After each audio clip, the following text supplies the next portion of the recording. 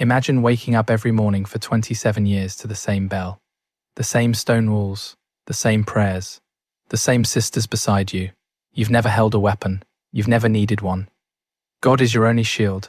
Now imagine the last thing you ever hear is the sound of that same bell and then screaming.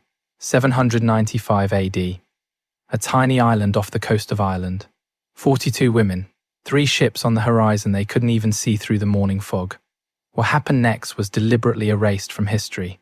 Not lost, erased. Buried in the wrong section of a library archive for over 1,000 years, mislabeled as routine religious sermons. Nobody read past the first few pages. Until 2003, when a medieval historian named Dr. Fergus Kelly was flipping through an old manuscript at Trinity College Dublin, and on page 47, the Latin changed. The tone shifted from sermon to something else entirely, something raw, something that made him stop breathing. It was a first-hand account, written by a monk named Kell, who visited Lambay Island 6 months after the attack. And what he documented isn't in any history textbook you've ever opened. This is that story. Lambay Island sits 3 kilometers off the northeastern coast of Ireland, separated from the mainland by a stretch of cold, choppy sea. That distance, just 3 kilometers, was supposed to be protection. Isolation meant safety. No roads leading to them. No easy approach.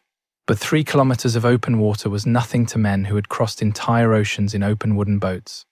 The convent had been there for generations. 42 women lived inside its walls, novices barely old enough to take their vows, and sisters who had spent their entire adult lives in that same small stone world. At the center of all of them was the abbess, Sister Brigg, 63 years old. She had governed that convent for 27 years. Her hands, hardened by decades of copying manuscripts by candlelight, held the illuminated gospel she had spent 3 years completing. June 6th, the feast day of St. Columba, a sacred morning. The sisters gathered in the chapel for lauds. Their voices rose in Gregorian chant, bouncing off walls that had absorbed centuries of prayer. Outside, the Irish Sea was calm. The mist sat low on the water. The bell rang 6 times. On the other side of that fog, 3 ships adjusted course. To understand what happened next, you need to understand who these men were and what they believed. In 795 AD, the Vikings were not yet the sophisticated traders and city-founders they would later become. They hadn't yet established Dublin. They hadn't yet opened the trade routes to Constantinople. They were something much more raw than that. They came from the frozen coasts of Norway, from fjords where the winters routinely killed half a village through cold and hunger. Arable land was scarce. 3 months of summer had to feed 12 months of hungry mouths. When the population grew beyond what the land could support, young men faced a brutally simple choice: die slowly at home, or take their chances across the sea. They worshipped Thor and Odin. Their religion had no commandments against killing. Their gods were warriors. Their sagas celebrated men who died fighting, not men who turned the other cheek. The only guaranteed path to Valhalla, the eternal hall of fallen warriors, was dying with a weapon in your hand. They had never heard of Christian mercy. They didn't recognize Christian authority.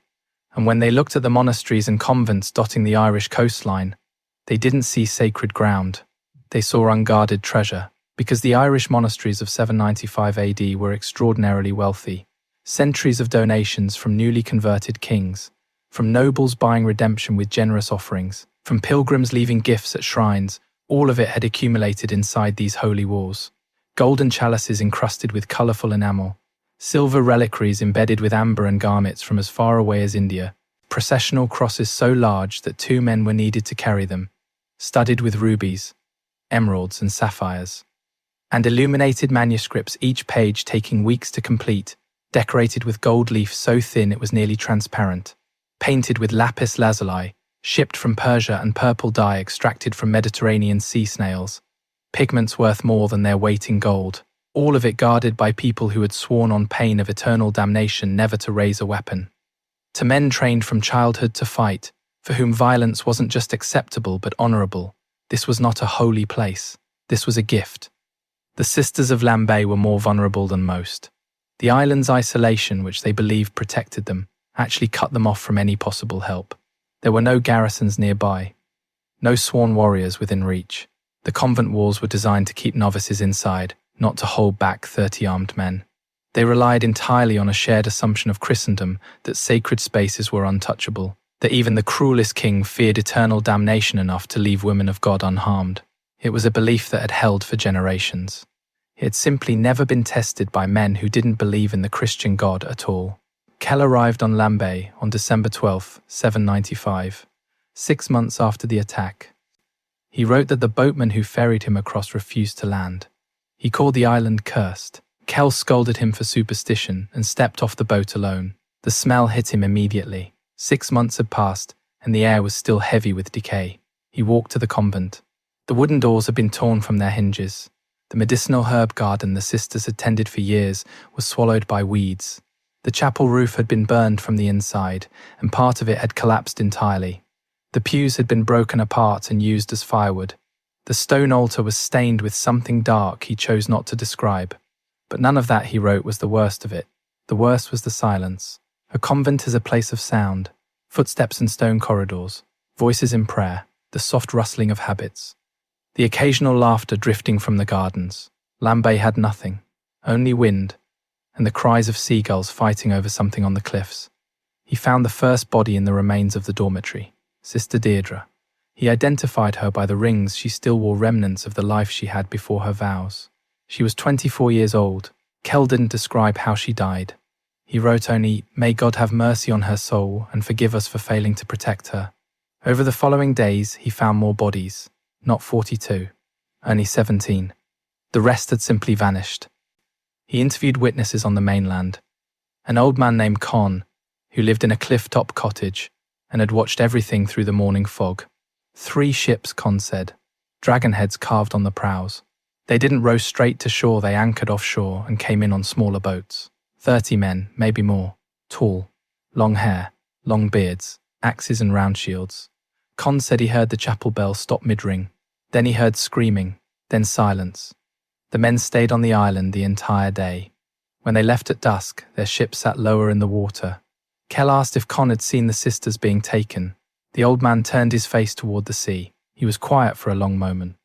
"I saw some of them being led to the boats," he finally said. Their wrists were bound with rope. They were screaming, calling out to God and the saints. The men from north didn't listen.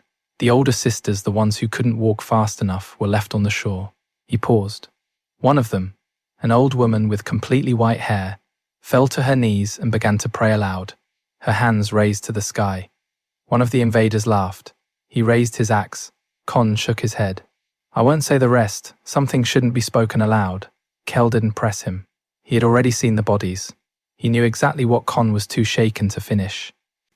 The missing women, 25 of them, hadn't died on Lambay. They had been taken. For the Vikings, captured women were not an afterthought. They were among the most valuable commodities in an economy built on raiding and trade.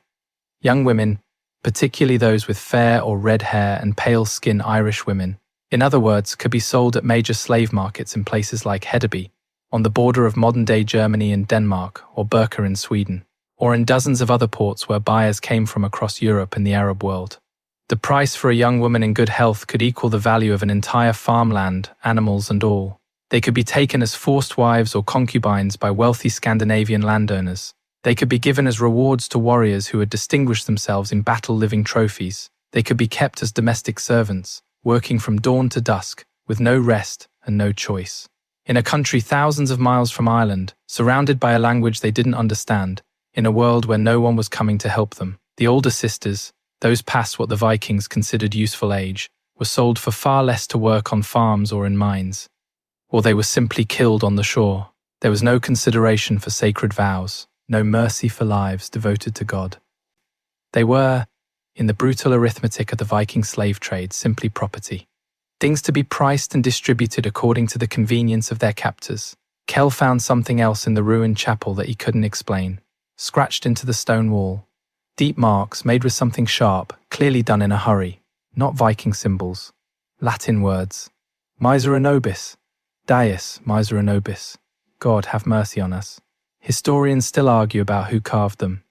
Kell believed it was the sisters themselves scratched into the stone while they waited, while the sounds of the raid moved closer. A final prayer left on a wall when there was nothing else left to do. Some modern scholars think survivors came back later and carved it as a memorial.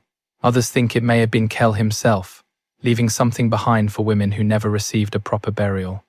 No one knows for certain. In 2011, archaeologists from University College Dublin conducted systematic excavations on Lambay.